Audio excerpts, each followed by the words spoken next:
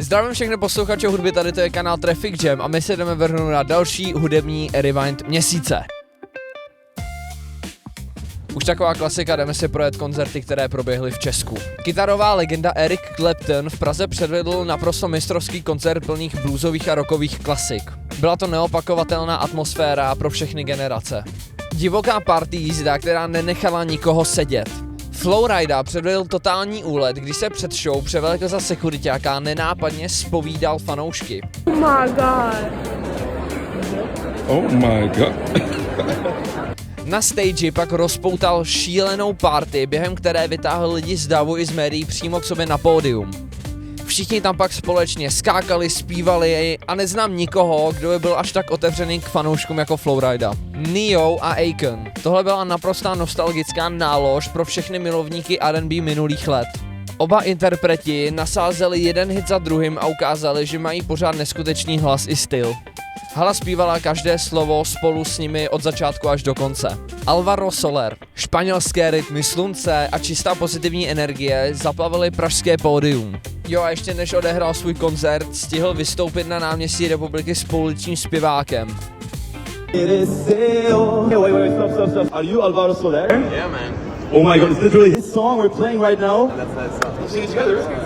I didn't warm up my voice today, but let's go. Tres. Mira Sofia. Jakoby vypadá to hodně důvěryhodně. Pokáč je největší pán a udělal z O2 Areny doslova největší dětskou party roku. Tisíce prcků řvaly jeho texty písní z plných plic a atmosféra byla divočejší než na letterým metalovém koncertě. Jakoby podívejte se na to.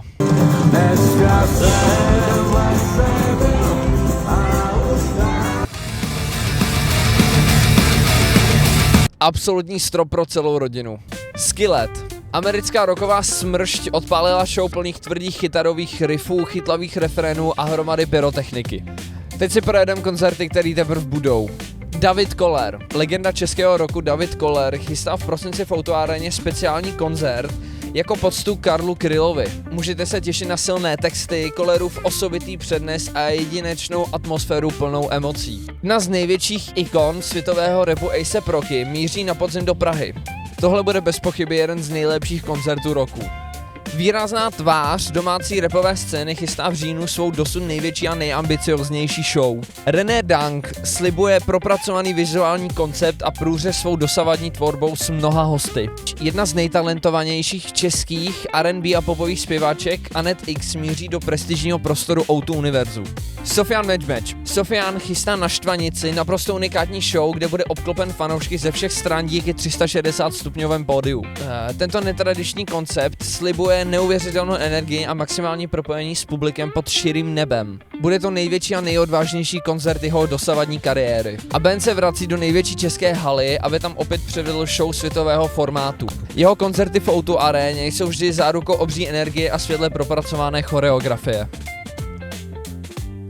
A zůstaňme ještě u těch koncertů. Adéla Jergová, uměleckým jménem Adéla, je slovenská...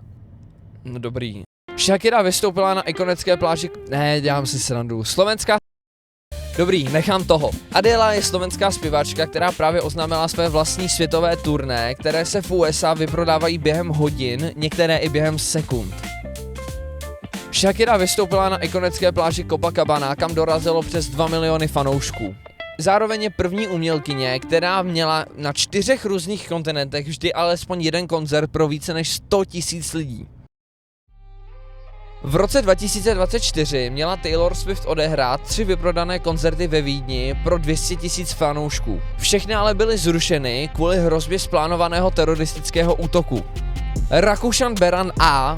měl v plánu odbouchnout bombu přímo na stadionu a odhadovalo se tisíce až 10 000 obětí. Naštěstí ho ale policie doma zadržela s téměř hotovou šrapnelovou bombou. Údajně byl v kontaktu s členy Islámského státu. Soud mu v květnu 2026 udělil trest 15 let vězení a hrozilo mu až 20 let. Představte si, že utratíte desítky milionů korun za to, abyste vizuálně zmrazili celou věž. Nechali vybouchnout tuny ledu a donutili lidi se k vaší hudbě doslova prosekávat ledem. Jen, aby vám pak celý internet řekl, že je to celý flop? Ano, Řeč je o Drakeovi a jeho šíleném dropu 3 nových alb. Pojďme se podívat na to, jak se z největšího hudebního hypeu roku stal terč totálního výsměchu. Všechno to odstartovala kampaň k albu Iceman. Drake se rozhodl, že skromnost jde stranou a za tenhle rollout utratil odhadem přes 37 milionů dolarů, což je v přepočtu brutálních 77 milionů korun. A co za to fanoušci dostali? Obří ledové konstrukce a kostky ledu, ve kterých se streameři v přímém přenosu museli prosekávat k datu vydání. A jako koruna všeho?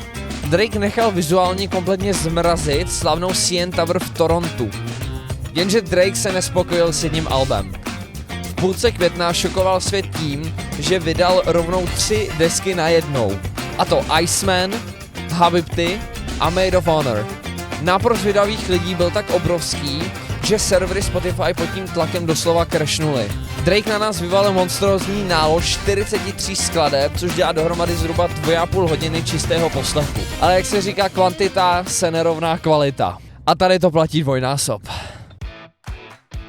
Jakmile odpadl první šok z padajícího Spotify, sociální sítě zaplavila lavina hejtů. Videa o tom, jak je celá ta obří nálož hudby nesnesitelně zdlouhavá nuda, začalo okamžitě trendovat. A upřímně, mně se to taky vůbec nelíbí.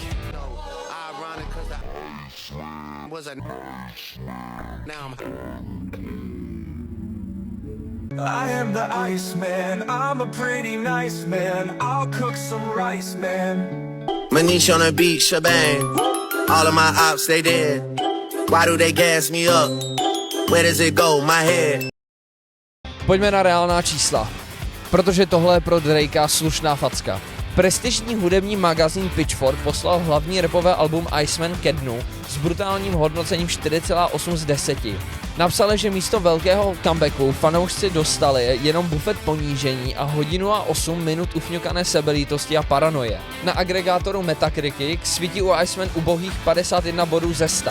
Druhá R&B deska Habibti sice od kritiku dostala průměrných 6,5, ale komunita na hudebních webech jako Album of the Year a Rate Your Music ji absolutně popravila. Fanoušci v komentářích a diskuzích na Redditu album označují za Drakeův suverénně nejhorší a nejhůře poslouchatelný projekt za celou jeho hudební kariéru.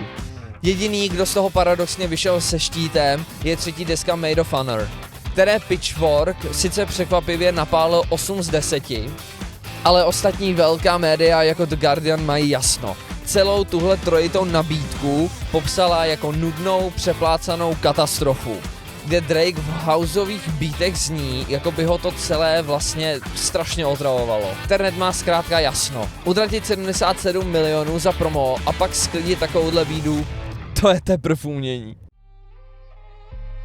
Kodak Black. Další mega průšvih v rapové komunitě. Jeden z nejpopulárnějších, ale zároveň nejkontroverznějších rapperů současnosti, Kodak Black, má opět na krku policii. Tentokrát jde ale o vážné obvinění z obchodování s drogami. Tyjo, kdo by to byl čekal, co? Co se vlastně stalo? Proč se musel sám přihlásit na policii a jak to s ním vypadá teď? Pojďme se na to podívat. Celý tenhle kolotoč odstartoval incident z konce roku 2025 v Orlandu. Policie tam tehdy vyšetřovala střelbu a narazila na opuštěné Lamborghini SUV. Uvnitř našli věci, které jasně odkazovaly na Kodaka, včetně specifických prstenů, růžové tašky, které krátce předtím ukázal na svém Instagramu.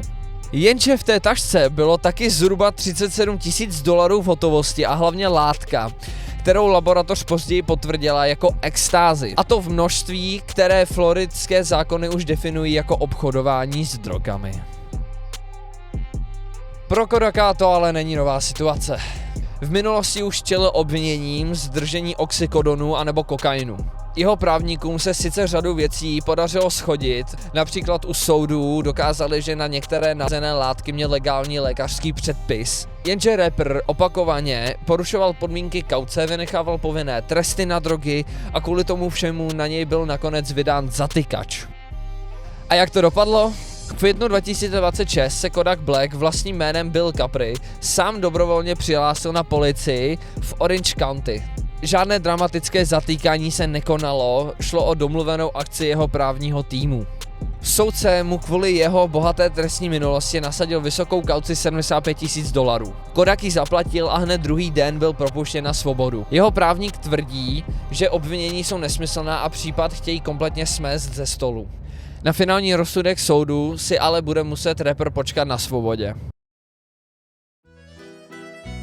A teď co se přesně stalo v posledních měsících kolem Britney Spears? Březen, Kalifornie. Britney byla zastavena policií za nebezpečnou jízdu. V autě měla prázdnou sklenici od vína a policistům přímo na místě nahlásila, že zvládne vypít 4 lahve vína. Policie její flex ale neocenila a incident skončil přiznáním k přestupku a nástupem do léčebny. Následuje květen a restaurace v Los Angeles.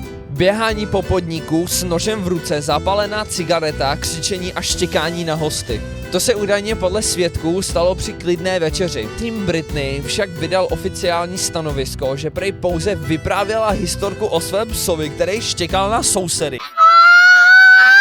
A nůž používala pouze k rozkrojení. Tak co, Mišo, dáme dneska na zpříjemnění cesty? A teď jako vždycky jdeme na new releases.